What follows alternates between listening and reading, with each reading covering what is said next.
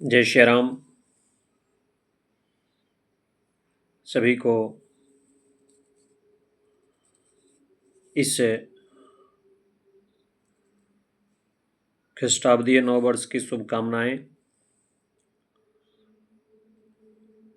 बहुत दिनों के बाद मैं आज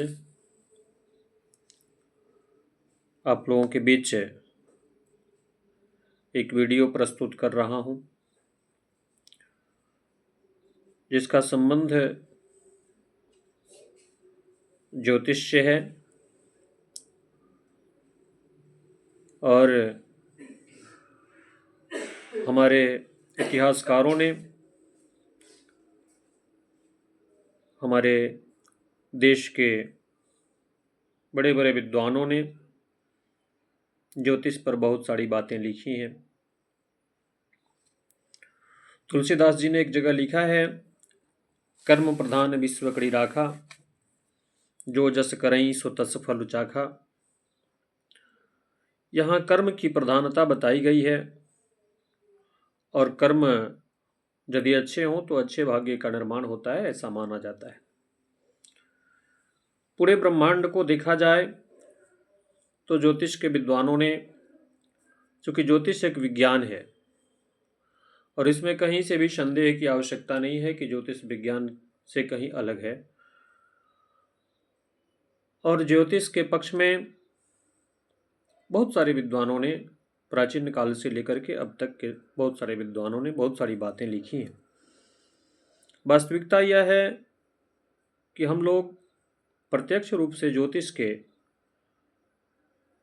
आत्मा कहे जाने वाले, व्यक्ति की आत्मा कहे जाने वाले सूर्य को देखते हैं, पृथ्वी को देखते हैं, अग्नि को देखते हैं, आकाश को देखते हैं, जल को देखते हैं, और ये सारे हमारे प्रत्यक्ष अवयव हैं जिनसे हमारे मानव शरीर का निर्माण होता है। तो भक्तजनों, यह बड़ा ही अनुपम संयोग है। पूरे ब्रह्मांड को जितने तारागण हमें दिखाई देते हैं, इन तारागणों को 108 भागों में बांटा गया। पुनः उसे 4 से भाग लगा करके 27 भागों में बांटा गया। तो जो 108 भागों में बांटा गया वह नक्षत्रों के चरण हैं, जिनसे व्यक्ति का नाम रखा जाता है। किसी का प से, किसी का ग से, किसी का व से, अनेक नाम, अनेक राशियां होती हैं।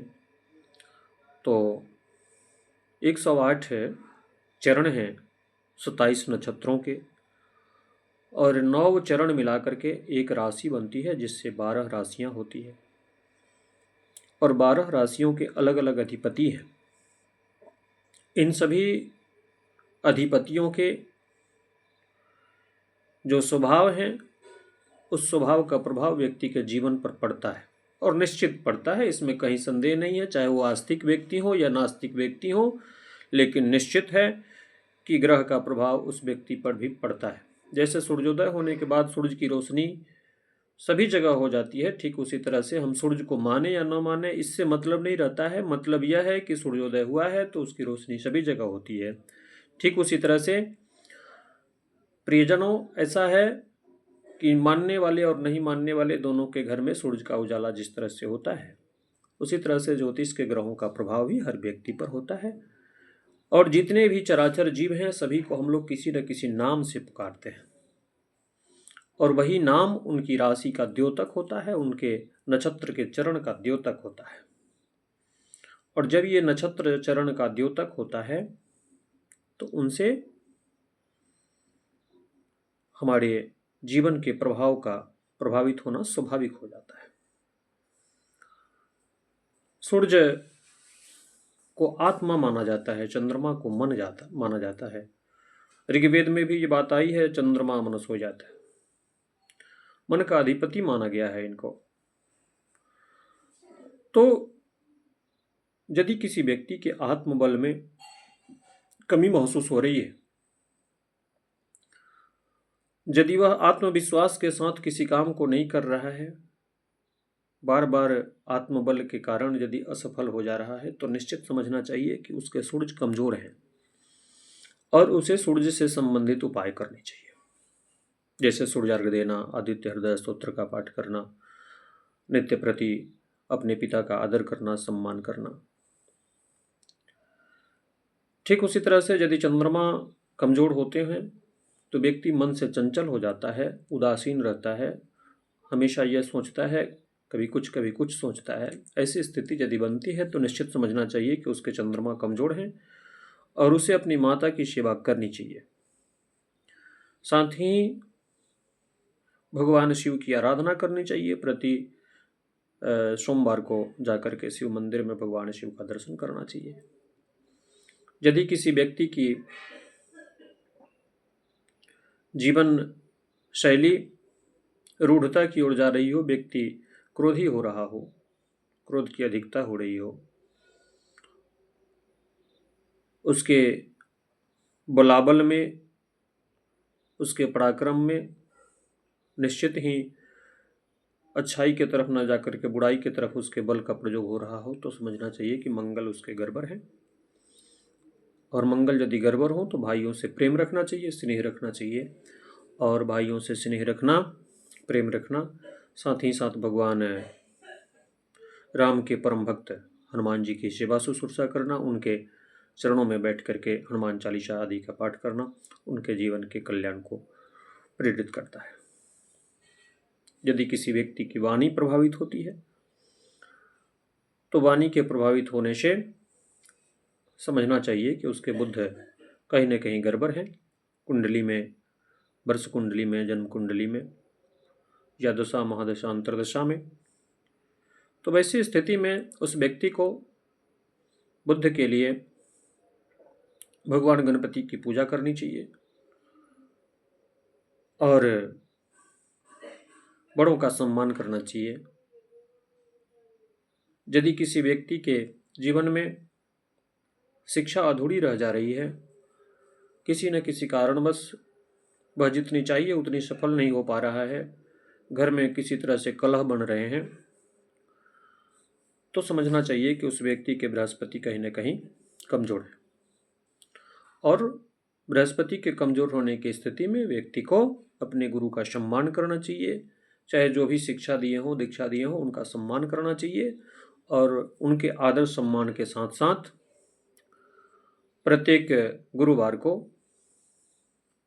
चूँकि शास्त्र हमारा कभी भी मांसाहार भोजन करने के लिए प्रेरित नहीं करता है, लेकिन यदि मांसाहार भोजन करते भी हों तो गुरुवार को मांसाहारी भोजन नहीं करना चाहिए और बड़ों का सम्मान करना चाहिए, गुरुजनों का सम्मान करना चाहिए। घर में किसी तरह से क्लेश ना हो, इसके लिए प्रयास करना चाहिए कि हम अपने आप को संभालें और गृह कलेश न करें। यदि किसी व्यक्ति के जीवन में पत्नी और पत्नी में अनबन बन रहा हो, वैवाहिक जीवन सुदृढ़ ढंग से नहीं चल रहा हो, सुख शांति की कमी हो रही हो, तो समझना चाहिए कि शुक्र कमजोर है और शुक्र के लिए भगवान शिव की पूजा करनी चाहिए और भगवान शिव के पूजा के साथ साथ जगत जननी जगदम्बा की भी आराधना करनी चाहिए। घर में पत्नी का सम्मान करना चाहिए। यदि पत्नी की ऐसी स्थिति बन रही हो तो पति का सम्मान करना चाहिए।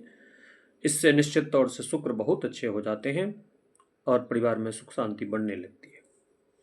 यदि बार बार चोट चपेट की संभावना बन रही हो और जीवन प्रभावित हो रहा हो, मन बेचैन रह रहा हो, तो समझना चाहिए कि शनि प्रभावित कर रहे हैं और शनि के लिए शिव आराधना करना ज़्यादा बेहतर होता है।